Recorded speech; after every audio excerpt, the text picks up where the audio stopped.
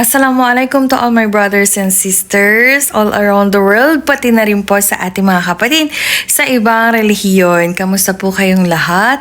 Inshallah, nasa mabuti po kayong kalagayan dyan kung nasaan man kayo.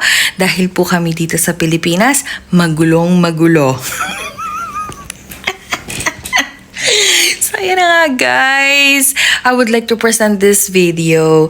Itong video na to medyo na-focus ang pag-iisip ko dun sa mga hindi naka-attend at hindi tinanggap ang hamon ni Maring Jessica Soho. Anyway, dun tayo sa totoo lang, okay? Ang ganda ng bardagulan nitong mga nasa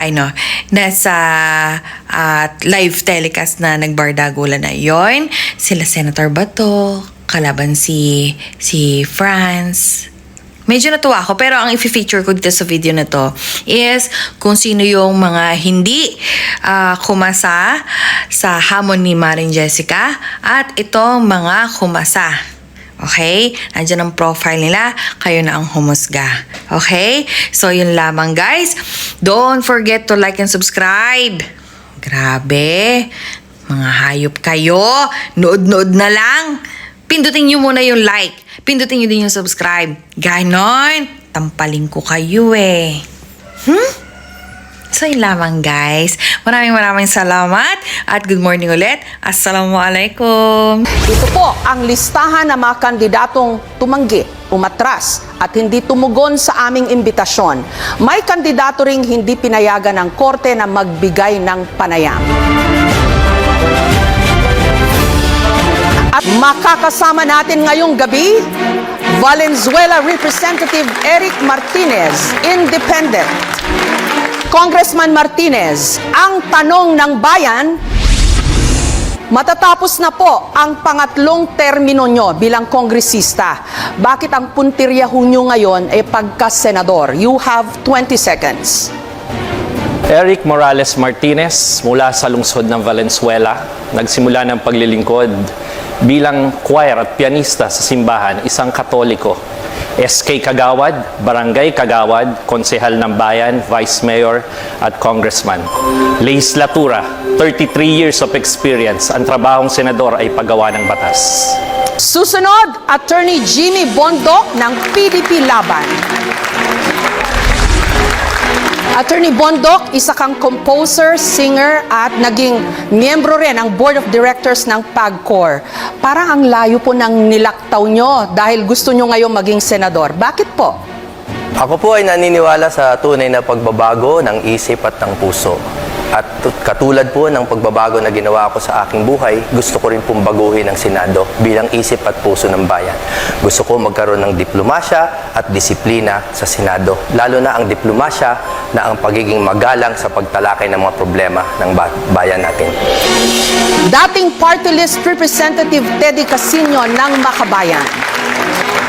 Ginoong Casino, 3 beses ho kayong nahalal bilang party list representative. Pansamantala ho kayong nawala sa mata ng publiko. Ngayong nagbalik, ang gusto niya na hong puntahan, Senado. Bakit po? Ako po ay tumatakbo sa Senado dahil kailangan may aktivista sa Senado. Nakita na ho natin, puro na lang mga miyembro ng political dynasty, mga kinatawan ng mayayaman at kapangyarihan. This time po, subukan naman natin ang isang taong subok na ang pagkikipaglaban para sa interes ng masang Pilipino. Teddy Casino po, para sa inyo. Attorney Vic Rodriguez, Independent. Attorney Rodriguez, nung nagbitiw ho kayo bilang Executive Secretary, sinabi nyo na gusto nyo nang mag-focus sa inyong pamilya. Ano po ang nagtulak sa inyo ngayon na tumakbo bilang senador? Hindi ko masikmura ang korupsyon, kaya ako'y kumakandidato upang labanan ang korupsyon sa Senado, bantayan ang budget, at maging tunay at maisog na oposisyon sa Senado. Danilo Ramos ng Makabayan. Ginoong Ramos, matagal po kayong leader ng mga magsasaka at ngayon papasok sa politika. Bakit po kayo tumatakbong senador? Unang-una po, katawanin at isulong ang interes ng milyong magsasaka at manggagawang agrikultural, tunay na reforma sa lupa, palawakin ang natataniman ng pagkain, hadlangan ang land use conversion, pangalawa po, isulong ang pagpapababa ng presyo ng bigas. Magsasaka, itanim sa Senado, taong bayan ang panalo. Party List Representative Franz Castro ng Makabayan. Representative Castro, dati ho kayong math teacher, union activist at kongresista. Minsang nasa mga kilos protesta ho kayo. Bakit gusto nyo ngayong dalhin ang laban sa Senado? Franz Castro, Teacher Franz Castro, nagsilbing guro sa Kongreso. Ang ating pong karanasan sa Kongreso ay gusto nating dalhin sa Senado. Magsisilbing boses ng mga guro sa Senado, tuturuan ng leksyon ang mga korap at abusado sa gobyerno. Retired Colonel Ariel Querubin ng Nationalista Party.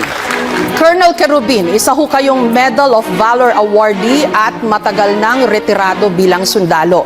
Ngayon, ang gusto nyo naman hong pasuking bakbakan ay sa politika. Bakit ho sa Senado? Yung Ariel Querubin po, walang takot na lumaban sa korupsyon, sa magnanakaw, at kahit na sa mga duwag. Ang kailangan ho natin ngayon, isang matapang na senador na lalabanan ng korupsyon at maninindigan sa taong bayan. Leody de Guzman ng Partido Lakas ng Masa. Ginoong de Guzman, tumakbo ho kayong senador pero natalo. Noong 2022 naman, kumandidato ho kayo for president pero hindi rin po nagtagumpay. Ngayon, tatakbo po kayong muli. Bakit po?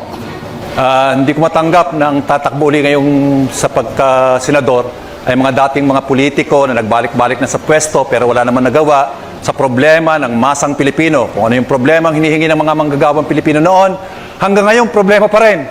Kaya yun ang nagtulak sa akin para irepresenta ang interes ng mga manggagawa sa Senado. Senador Ronald Bato de la Rosa ng PDP Laban. Senator de la Rosa, naging PNP chief po kayo at nanalong senador noong 2019. At ngayon, gusto nyo po uling ma-re-elect. Gusto kong ma-re-elect dahil mahal ko ang Pilipinas. Gusto kong ipagpatuloy yung aking serbisyo bilang isang senador na gumagawa ng mga batas na makakontribute towards nation building. Attorney Luke Espiritu ng Partido Lakas ng Masa.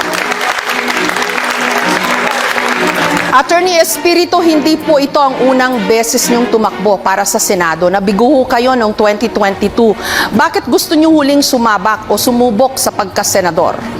Marami ang mga sumuporta sa atin noong 2022 at tayo ay nagbibuild upon doon sa suportang yon na gusto ng pagbabago sa ating lipunan. Kailangan wasakin ang kapangyarihan ng mga political dynasties at kailangan itong kumbinahin sa isang social justice agenda kung saan ang mga manggagawa, magsasaka at maralita ay magkaroon naman ng patas na pagtrato sa ating lipunan. Dating COA Commissioner Heidi Mendoza, Independent. Commissioner Mendoza, naging commissioner ho kayo ng Commission on Audit o COA. Bakit gusto nyo ho pa ring pasukin ang magulong mundo ng politika? Ang hinaing ng bayan, tax ng ina mo, saan napunta? Ako po'y naglingkod ng 27 taon, hindi nagnakaw at hindi magnanakaw. Kailangan ng Senado ang isang tapat. Naghahanap ang bayan ng mapapagkatiwalaan. Iniaalay ko ang sarili ko dahil nakipaglaban ako at nagtaya ng buhay laban sa katiwalian. At Attorney Ernesto Arellano ng Katipunan ng Kamalayang, Kayumanggi. Attorney Arellano, matagal niyo pong inilalaban ang karapatan ng mga manggagawa bilang isang abogado. Sa edad na 83, bakit niyo po gustong pumasok sa Senado? Dahil sa buong panahon na yan, ang lipunang Pilipino ay isang tatsulok. 6% lang ang nasa tuktok at ang 94% ay nasa ibaba. Gusto kong lumikha ng lipunan na may pagkapantay-pantay. Maraming salamat po. Sila ang 12 kumasa sa aming hamon na sumagot sa mga tanong ng bayan.